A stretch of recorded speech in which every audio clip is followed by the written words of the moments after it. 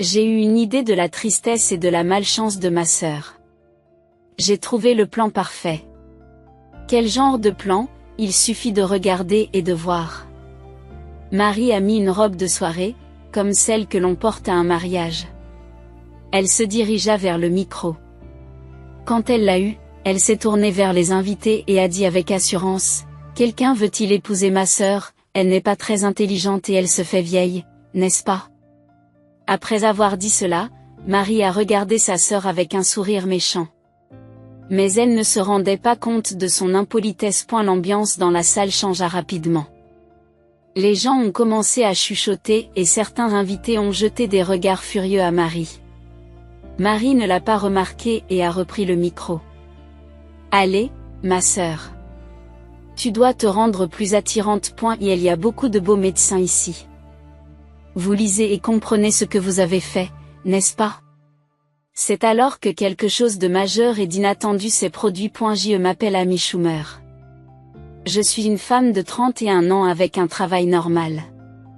Je n'ai rien de spécial, sauf une chose. Après le collège, j'ai étudié dur et je suis devenue avocate. J'ai une sœur qui s'appelle Marie et qui a 3 ans de moins que moi. Elle est très charmante et amicale, c'est pourquoi notre famille l'a toujours traitée de manière spéciale. Je ne suis pas très remarquable, juste ordinaire et moyen. Je ne suis pas très charmante, donc ma famille et mes proches ne s'intéressaient pas beaucoup à moi. J'ai rarement ressenti de l'amour et j'ai souvent été traitée froidement à la maison. Je ne pouvais pas rivaliser avec le charme naturel de Marie, qui recevait tout l'amour de nos parents. Moi, je n'avais que des regards durs. Je travaillais très dur et j'avais de bonnes notes, dans l'espoir d'attirer l'attention de ma famille. Mais je ne parvenais jamais à éclipser Marie. Finalement, j'en ai eu assez d'essayer de gagner l'amour de ma famille et j'ai décidé de me concentrer sur autre chose. J'ai renoncé à être aimée et j'ai mis toute mon énergie dans mes études.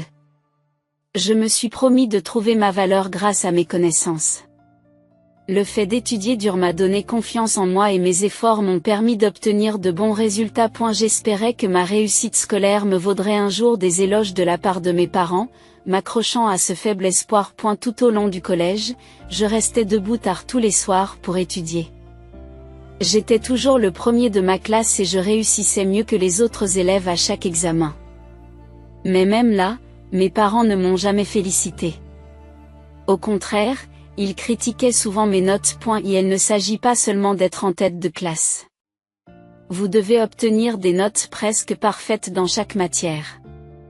Oui, même si vous obtenez 98% en sciences, ce n'est pas parfait. Mais ce dernier examen était vraiment difficile. J'ai essayé d'expliquer, mais ils ont encore parlé d'excuses. C'est à cause de ton manque d'effort que tu obtiens de tels résultats, disait ma mère d'un ton tranchant. Sa voix était aussi froide que la glace. Es-tu fière de ces notes qui ne sont pas parfaites? Tout ce que je pouvais faire, c'était m'excuser. Oui, je suis désolée, murmurai-je doucement. Quel que soit le temps et les efforts que je consacrais à mes études, mes résultats ne correspondaient jamais à l'idée que mes parents se faisaient de la perfection. Ils n'ont jamais reconnu mes efforts. Tout résultat inférieur à 101% n'était pour aucune raison de me gronder. Mais plus que la froideur de mes parents, ce sont les paroles apparemment innocentes de ma sœur Marie qui m'ont blessée. Oh, ma sœur, tu te fais encore sermonner? Elle entrait dans ma chambre sans permission et souriait en regardant mon bulletin scolaire.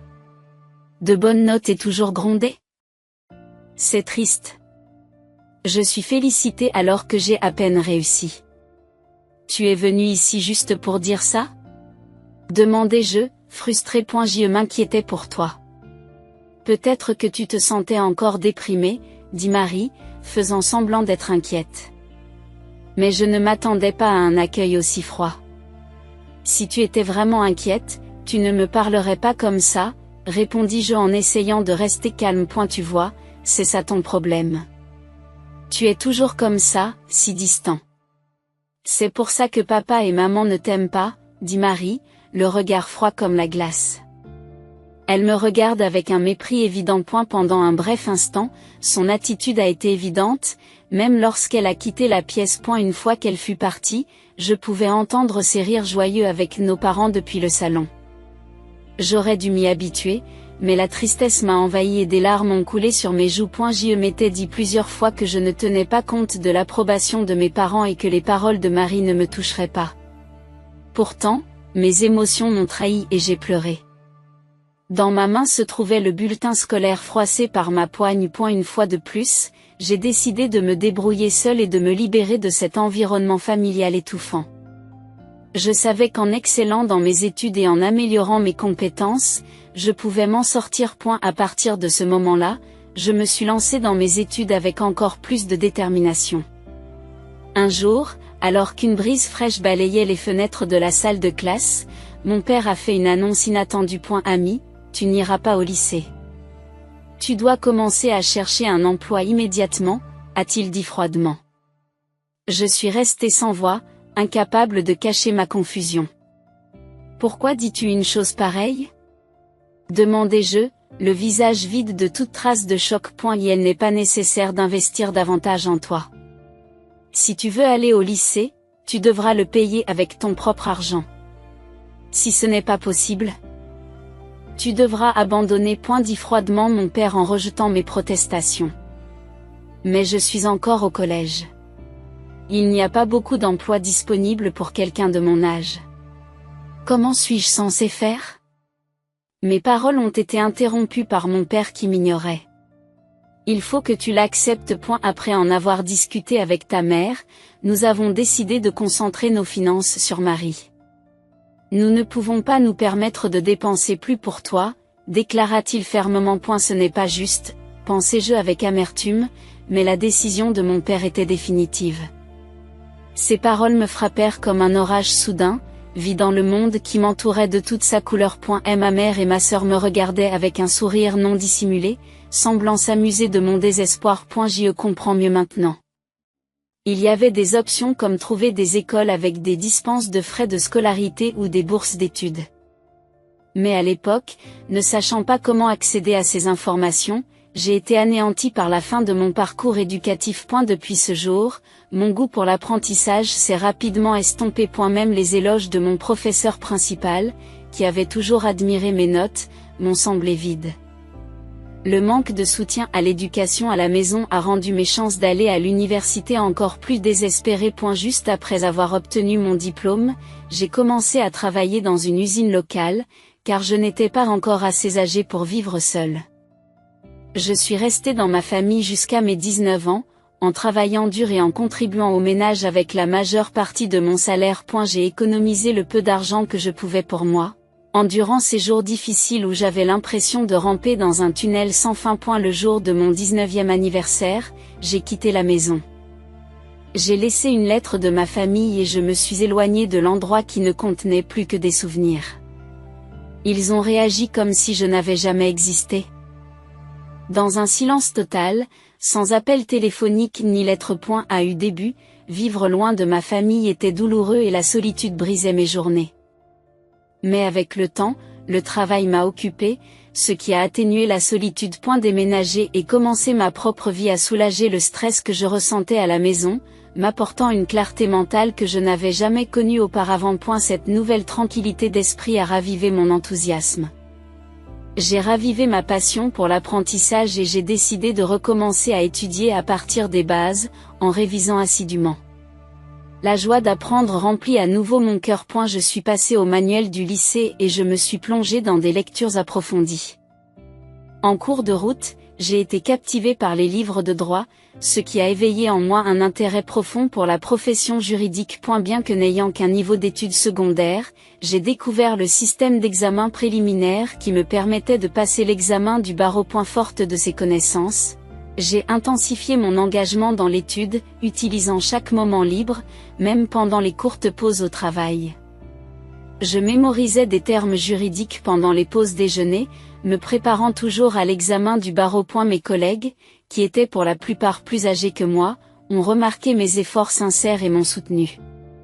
À l'âge de 24 ans, j'ai réussi l'examen du barreau. Grâce à cette réussite, j'ai quitté mon emploi de longue durée à l'usine et j'ai obtenu un poste dans un prestigieux cabinet d'avocats. Après 5 ans de formation, je me suis lancée à mon compte et j'ai créé mon propre cabinet d'avocat.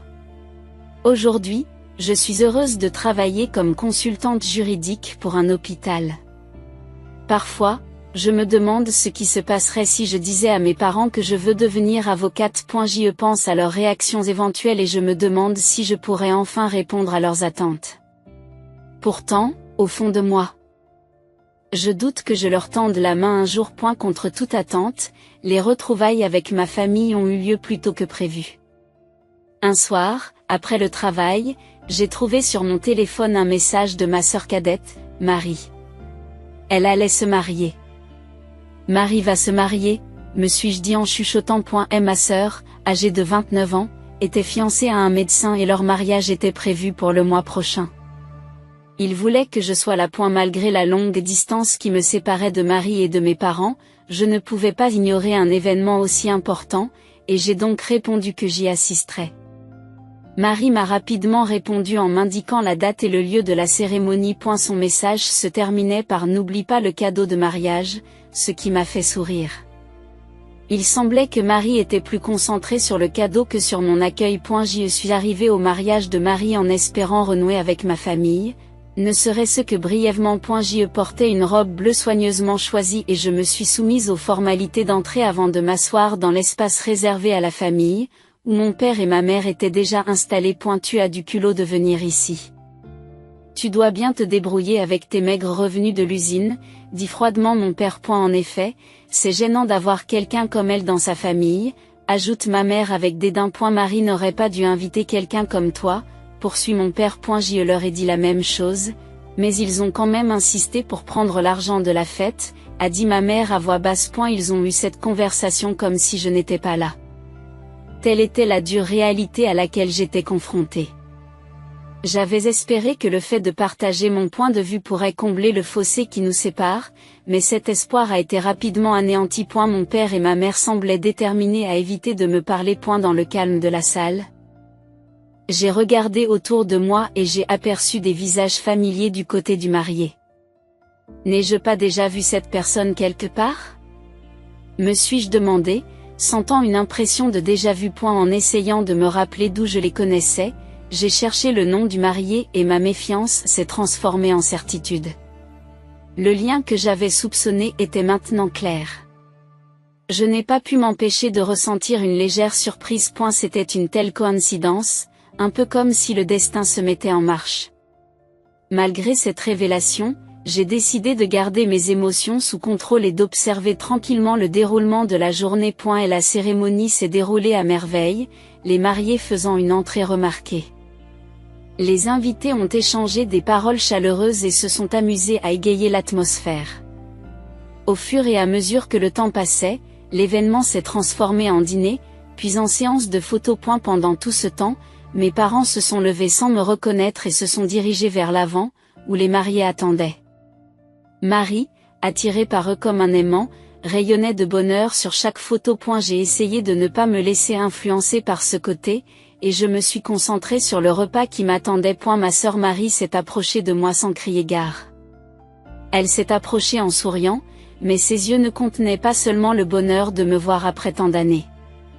Et, grande sœur, ça fait un bail, n'est-ce pas, es-tu contente qu'on passe du temps ensemble comme ça ? A-t-elle demandé. J'ai hoché la tête en silence et j'ai répondu, oui, la nourriture de la fête est vraiment bonne. Marie a souri d'un air sarcastique et m'a dit, tu n'as pas droit à de la nourriture aussi raffinée à l'usine où tu travailles, n'est-ce pas ? Tu devrais apprécier d'être ici. Ces paroles m'ont blessé au plus profond de moi-même, mais je ne l'ai pas laissé paraître sur mon visage. Le ton de Marie est devenu plus vif, presque moqueur. Je t'ai fait de la peine ? Je suis désolée, mais n'est-il pas normal que tu sois un peu jaloux ? Après tout, ta petite sœur a épousé un médecin et tout ça, dit Marie avec désinvolture, comme si ces excuses ne signifiaient rien. Je n'ai pas changé d'expression et j'ai attendu tranquillement de voir ce qu'elle allait faire.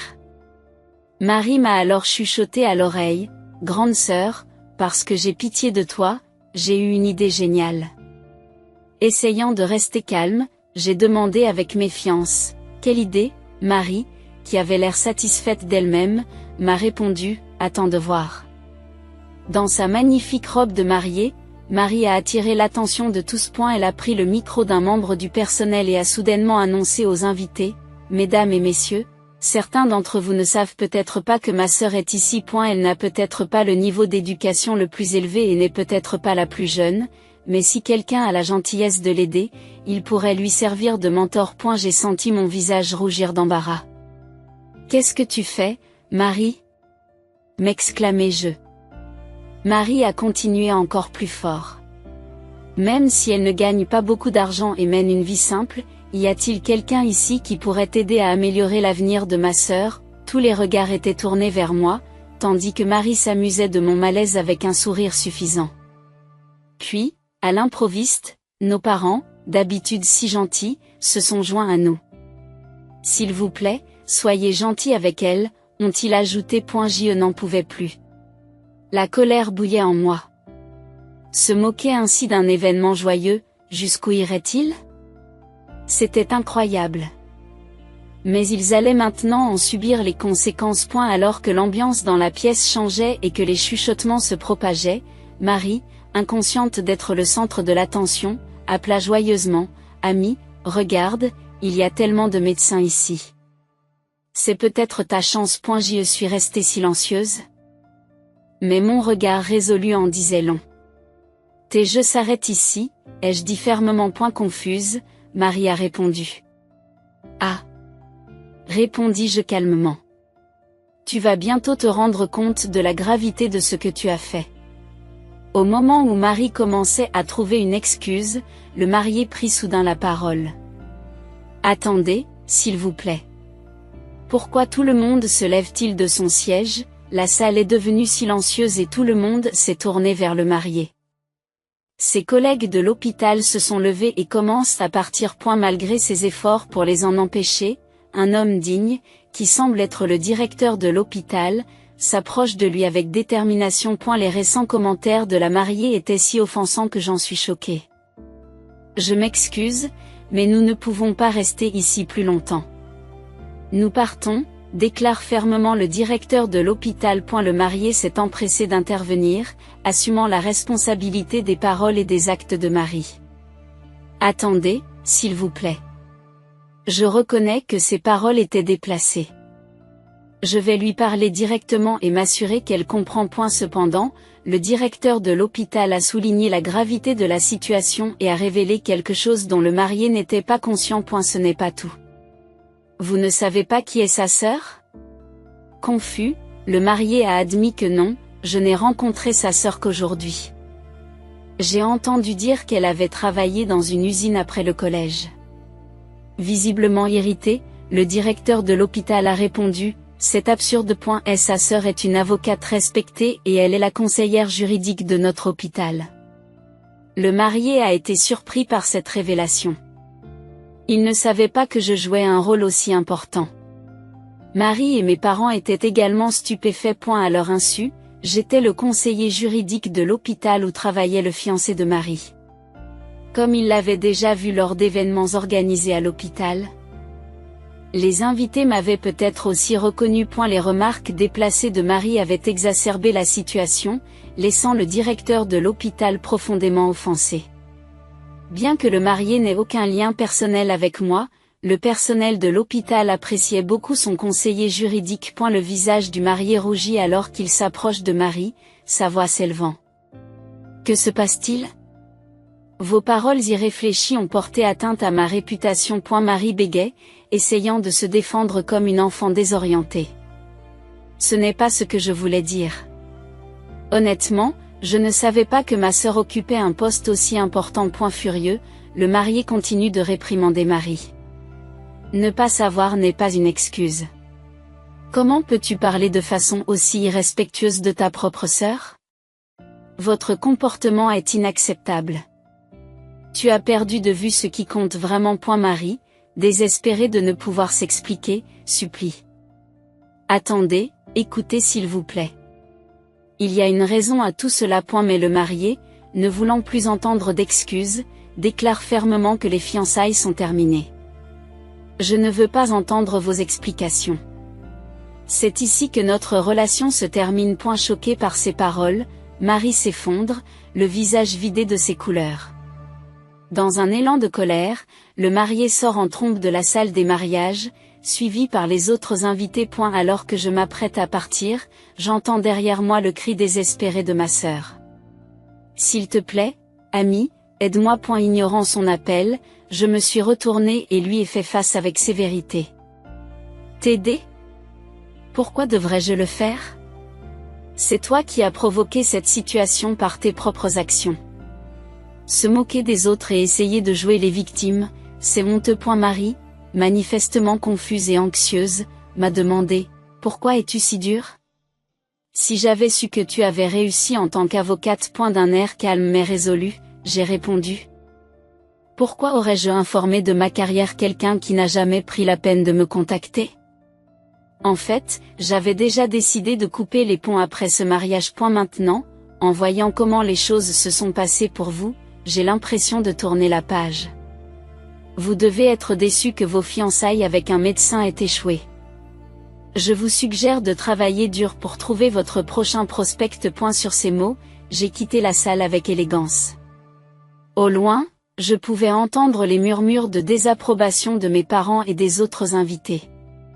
Tout s'est déroulé comme je l'avais prévu et le mariage de Marie a été annulé. Mes parents, qui avaient espéré que Marie épouse un médecin pour plus de sécurité, exprimèrent pour la première fois leur colère à son égard. Accablée par leur déception, Marie a cherché du réconfort, le cœur brisé, mais j'ai fait la sourde oreille à ses supplications. J'ai ignoré ses appels et coupé les ponts avec la famille. J'ai appris plus tard que Marie avait quitté son travail et qu'elle était désormais sans emploi, éloignée de nos parents et qu'elle menait une vie de recluse à la maison. Quant à moi, je suis satisfait de ma vie professionnelle et personnelle, et je vis paisiblement sans problème majeur. Bien que mes relations avec ma famille aient été tendues, j'ai la chance de bénéficier d'un soutien solide de la part de mes collègues et de mes amis. Tant dans mon travail que dans ma vie quotidienne. Cet environnement positif est le résultat d'années de travail acharné et de dévouement. Bien que j'ai été confronté à des défis en cours de route, le fait de les avoir surmontés a façonné la personne que je suis aujourd'hui. En réfléchissant à mes luttes passées, j'apprécie aujourd'hui leur importance. Mon objectif est de continuer à vivre une vie épanouie à mon rythme, en me fixant des objectifs réalisables et en maintenant mon niveau de stress à un niveau raisonnable.